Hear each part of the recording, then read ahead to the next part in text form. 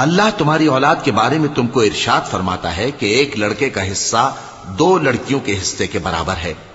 اور اگر اولاد میت صرف لڑکیاں ہی ہوں یعنی 2 یا 2 سے زیادہ تو کل ترکے میں ان کا 2/3 ہے، اور اگر صرف ایک لڑکی ہو تو اس کا نصف ہے، اور میت کے ماں باپ کا یعنی دونوں میں سے ہر ایک کا ترکے میں 6واں حصہ ہے، بشرطے کہ میت کی اولاد ہو، اور اگر اولاد نہ ہو اور صرف ماں باپ ہی اس کے وارث ہوں تو 1/3 ماں کا حصہ ہے، اور اگر میت کے بھائی بھی ہوں تو ماں کا 6واں حصہ ہوگا۔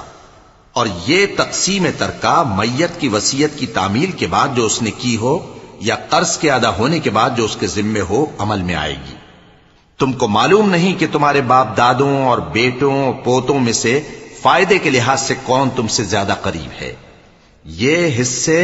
اللہ کے مقرر کیے ہوئے ہیں اور اللہ سب کچھ